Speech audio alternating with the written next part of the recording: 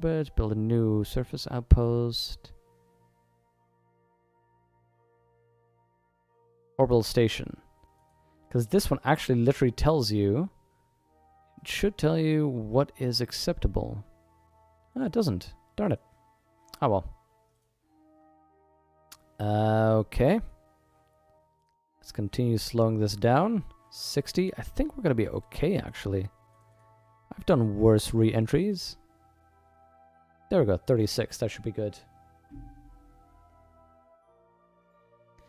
Flyby at 65 and slow down the engines. Yeah, I might be able to do that. But actually, aero braking should be good at these speeds. Really, don't worry about it.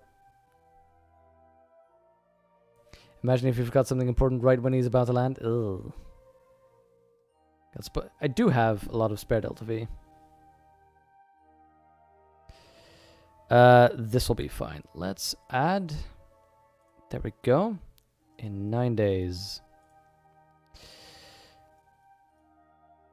Let's only take care of this one right now. So, Sphere of Influence, and can I just warp to event?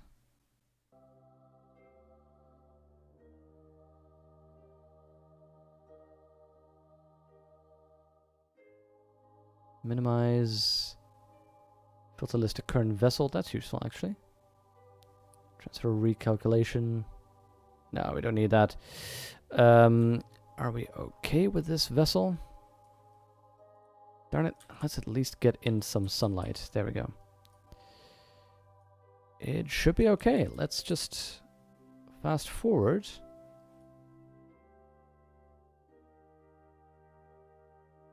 Let's check, by the way, at a distance. Oh, hello. The magnetic survey around the Mun is completed. We have 56 signs that we got for that one. That is one of those leave your satellite in orbit and just have it wait. That is why those are worthwhile investments. Okay, we're going to fast forward this massively. While in the meantime, we're going to open the carrot. You see, ammonia is depleted, but that's okay. Our info.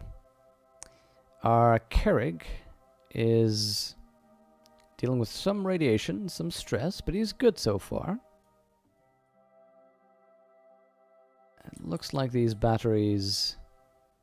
So we didn't design them appropriately to deal with the dark side of the Mun, I guess, but that's alright.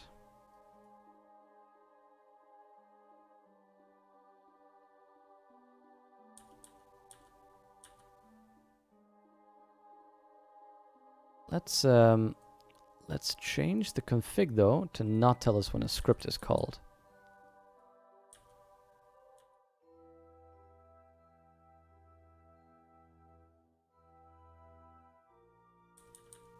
Okay, we are nearly on our flyby to Minmus with our probe. Need ammonia on the carrot, then not having wastewater treatment might come in handy. I don't think we need ammonia for anything actually. So that's a little bit weird that it just tells us, hey, we have no more ammonia left, but we're not really using ammonia for anything.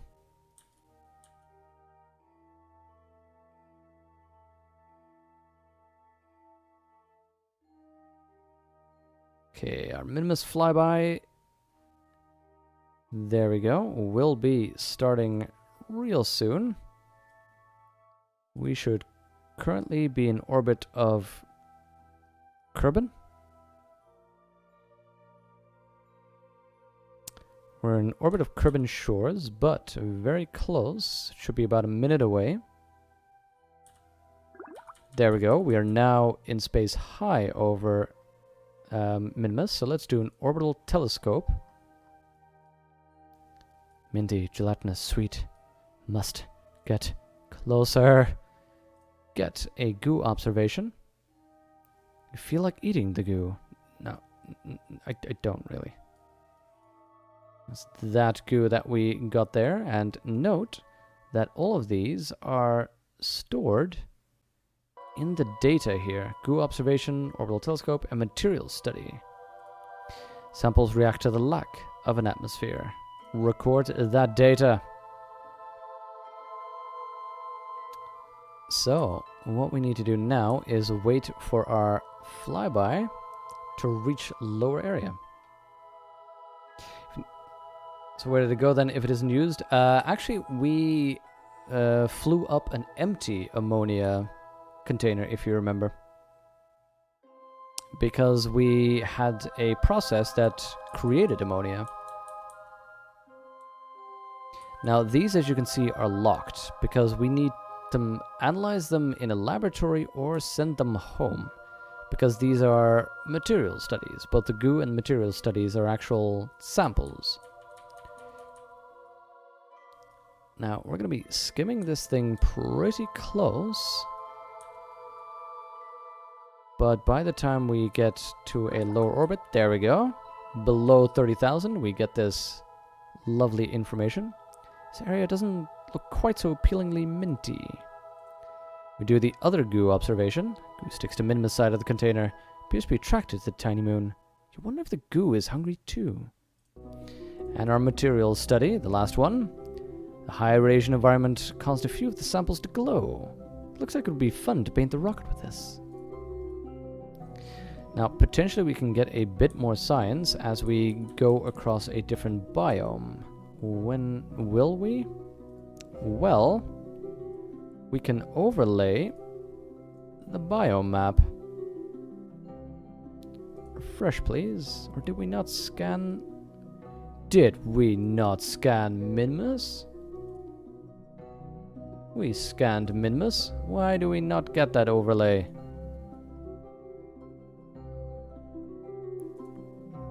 No, it should give us a beautiful overlay. Apparently, that isn't working. That's a pity. In that case, let's get a bigger map of Minmus. Not the slopes, the biomes, please. You're in outer space now? Monopropelled in a nutshell, yeah, just, urinate in the direction you want to go. Okay, our flyby is not likely to get us into another zone, possibly the lowlands, if we hadn't reached those already. And I guess the poles, we're going to be maybe skimming those. Midlands. Oh, wait, yeah, we are going to hit the lowlands. Did we not take a picture of those yet? We have not. Okay, orbital telescope. There we go, the Highlands. Orbital telescope.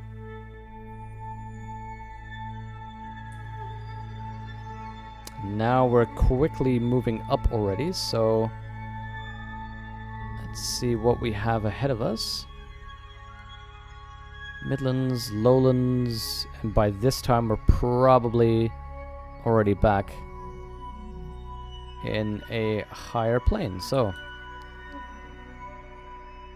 there we go. We are now high over Minmus, and we're gonna get high. Whoa! That is the overlay I was talking about. Not now.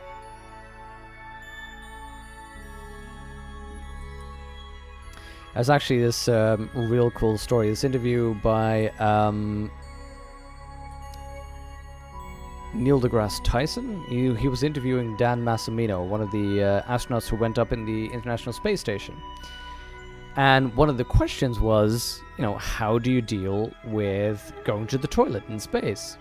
So he explained some of the weird things, like it was a big problem for them when female astronauts started to go into space, because the solution before then for the bathroom, for urinating, was based on male anatomy. You can imagine what kind of suction tube they thought of. So then suddenly they had to realize, oh god, we have to develop something new so that women can go to the bathroom.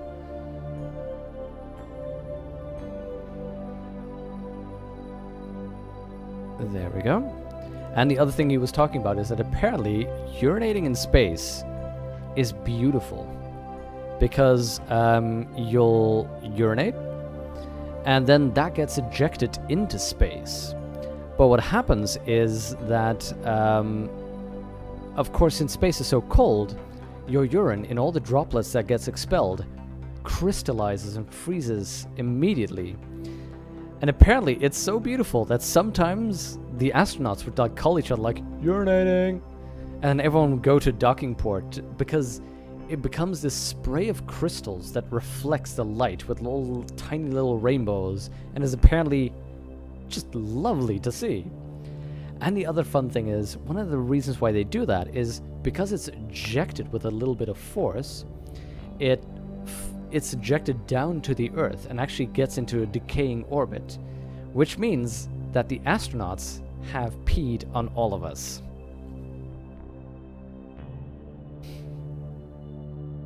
I know, right? I thought that story was hilarious.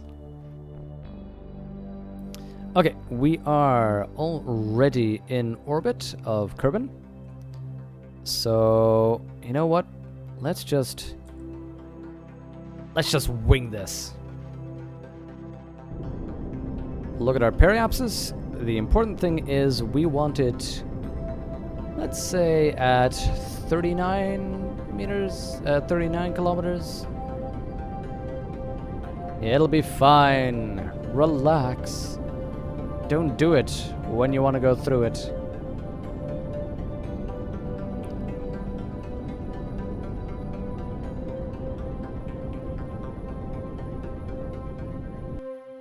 Okay, let's put this to about...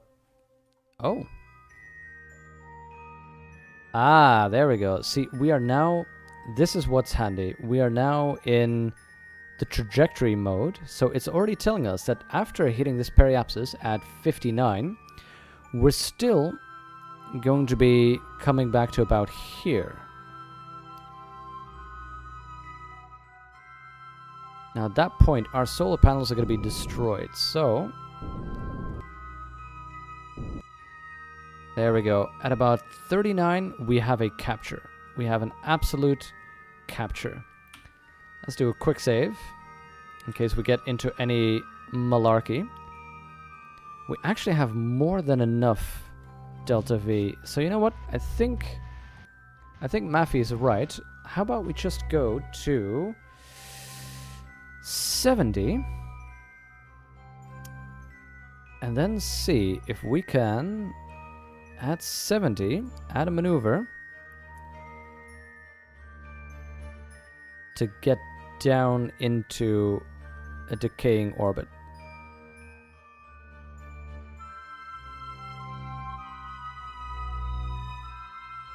How much delta V do we need? 810, and we have 1,000. So instead of doing aero braking, we could probably, at this point,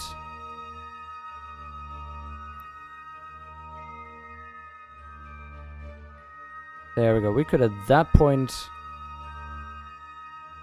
just save ourselves. Perfect. Close that. Add a new one. 8 days from now for our Minimus flyby. You know what we're going to do? We're going to skip forward and do that. Oh, let's turn off the RCS before it drains the entire ship. Guess that calling out urination became awkward when female astronauts started going to use the toilet. Wow. I don't know. But apparently that is one of the main things that if they're talking about unsolved problems... stop that. If they're talking about unsolved problems with spacefaring, one of the major unsolved problems is getting a better toilet. That is actually something they really need to do. So one reason why I'm being wasteful with the time, by the way, just time skipping and doing this one mission, is it's now only 11 days before we can return Carrick.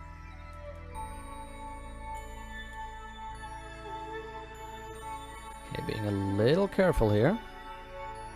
Whoa! That is some loading issues.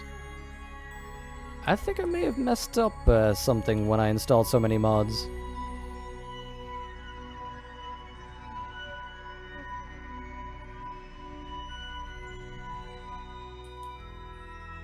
Okay.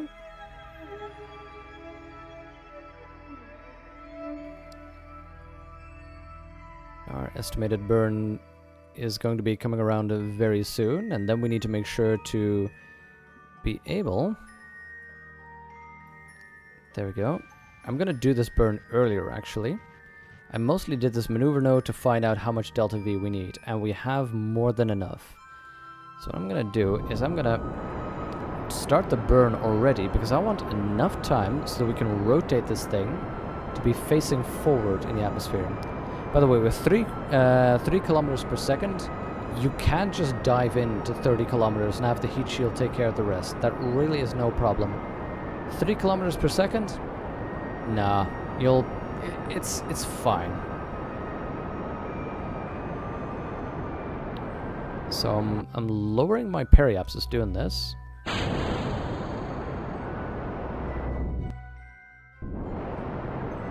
But that's alright. We're just gonna make it a descent on the dark side of Kerbin, because why not? Since we're doing this way too early, that is why we are... Focus on Kerbin, please, if you could. There we go. Retarget. There. I'm just burning most of the power we have. And that does make us land a whole lot quicker. A lot less time that we'll be spending in the atmosphere. In fact, we could probably just use this to burn off as much as we can. Okay, we have now entered the atmosphere. So I want to reorientate us to be facing forward. And see if we can hold that to bleed off as much as we can. Now, these panels are going to get burned off anyway. There's an LOD issue in computer graphics. Accounting for the level of detail involves decreasing the complexity of a 3D model representation as it moves away. According to other metrics such as optic importance, view relative speed, or position. As you came close, the LOD had to increase, but it was bugged. Ah! Yeah, I've heard, I think, Kerbal developers talk about that and explain that basically the planets and the moons aren't as big as they are, but they just use these sort of graphical tricks to make your brain interpret them as being in large sizes. And it bugs out, for instance. Well, bugs out. It doesn't work, for instance, when you start turning on the lights, because this light will light up a whole bunch of Kerbin. And that shows that it's actually just a really big ball close to my ball, but because it's still close, the lamp can illuminate the entire thing. How about we start getting those air brakes up? Oh god, those air brakes do the bad things. Those air brakes do the bad things. Those air brakes did not help. Those air brakes harmed. Those air brakes did bad things. Oh god. Let's see if we can maintain. The air brakes seem to be taking a lot of pressure. I may have wanted to save those until we reach subsonic speeds, but look at this, we're doing fine.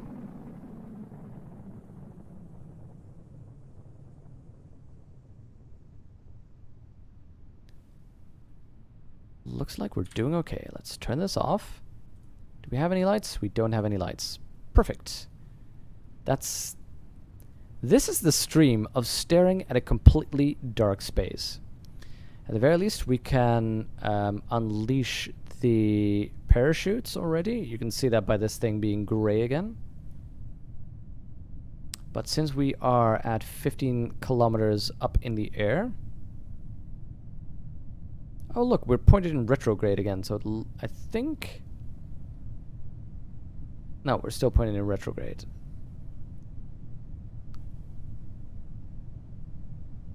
So this works just fine. I love the moon out there. I love the darkness of this, because there is absolutely no way for me... Here comes the sun and Moho. Okay, let's start deploying these parachutes.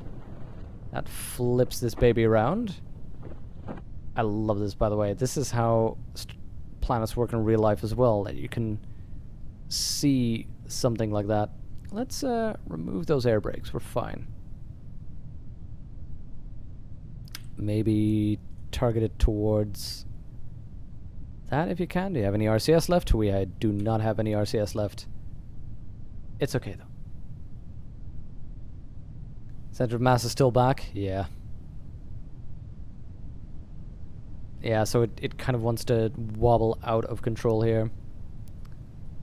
But looks like we're doing fine. I have no idea where we're landing. I can't see anything here.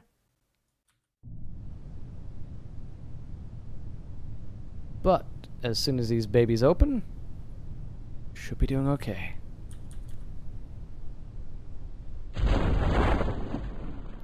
And I think that should meet the criteria of the mission.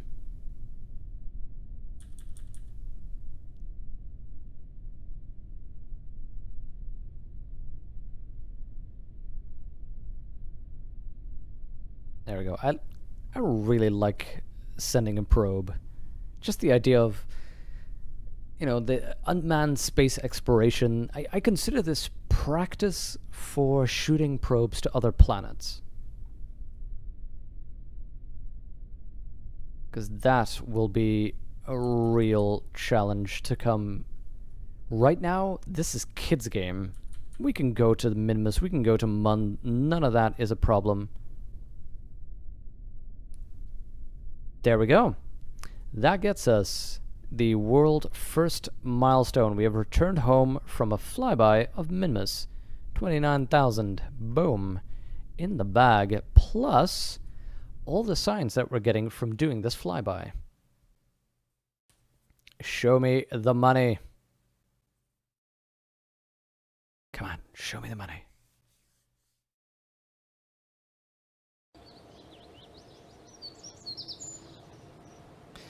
$406 signs total, 258 returned. That is the good thing about these. The orbital telescope gave us a lot, 24 per, but returning something such as a materials study, particularly the ones closer to the surface, those get you massive science bonuses. 3 million in cash total. With 400, we could actually get one of these later lined things. We could. Oh no, we need 550 to get the engine that allows us to make a space shuttle. But there's so much. This is where it really starts exploding in tech options. Nice. Ideally, though, if we start working through this one, I'm willing to bet that somewhere here we start getting nuclear engines, which are really useful to start getting probes to other planets. They're more difficult with the life support because they're nuclear. And that, of course, increases radiation and increases the trouble we have with keeping our Kerbals alive. Now, that one's still waiting. Return to Kerbal from an orbit of Minimus, so I guess that did require a manned mission. That's interesting. There's a rover to the Mun mission. Now, surface outposts are going to be later. We could probably... This is another wait one. This is one we could do. We could probably next time start working on the sun. We'd need to make a new lander. A lander that can get more Kerbals and orbital station, surface experiment packs on there. So we need to do that. We need to do the new, as I said, the new station. Let's see if there's any cool new missions. Some pressure readings in flight. You know what? I may do that just in a little bit of off time. And a satellite in orbit of the Mun. Sure, we can take that.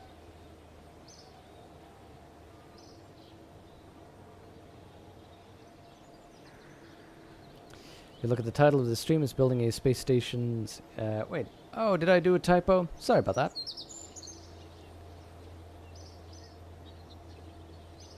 Is it going to update it? Yeah, that's a bit of a shame.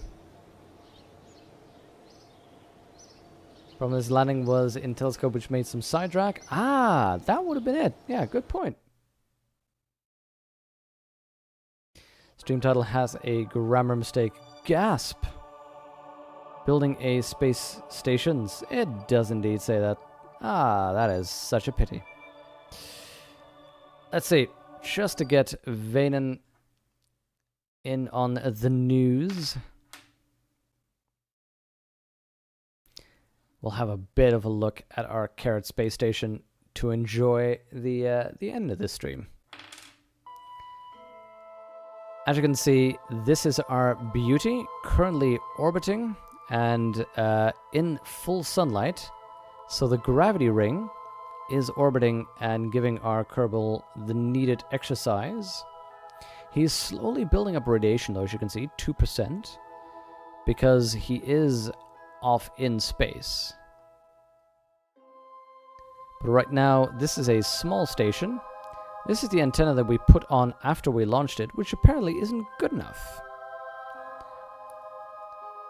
But we have this small station that is doing its business. It has a bunch of RCS, a bunch of all the resources that we need, a little bit of extra space.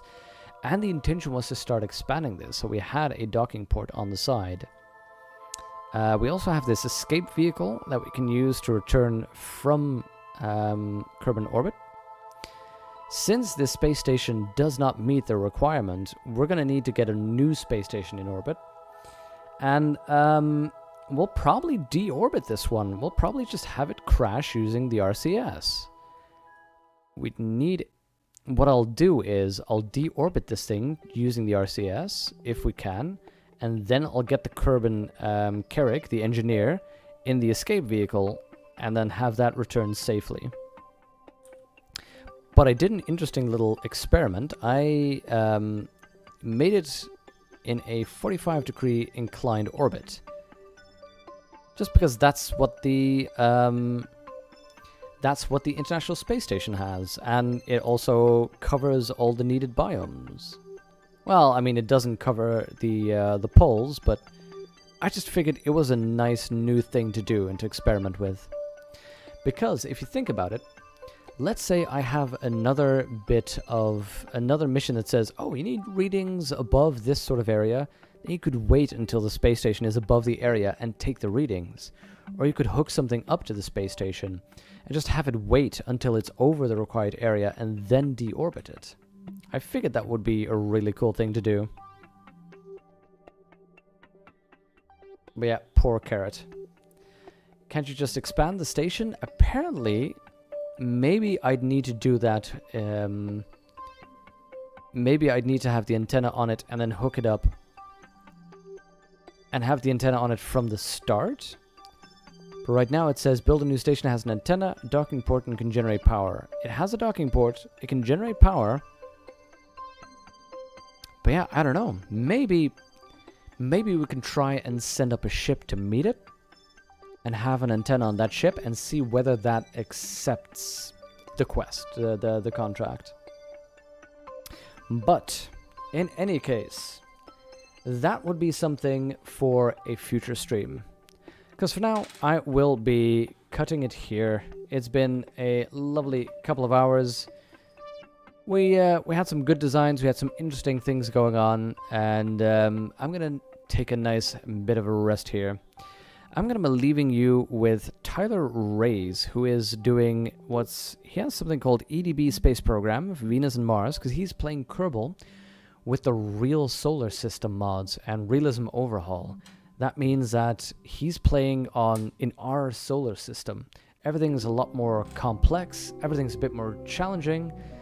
I quite like seeing that. So I'll be leaving you with him as a host, and maybe you'll enjoy his stream as well. Vane and Fub, thank you very much for watching. Thank all of you for watching and for the good discussions. Mafi for the good suggestions on fixing our ships. Very much appreciate it. I hope you all have a good evening and a good time and a good working week. I will see you most likely in the next weekend. See you around.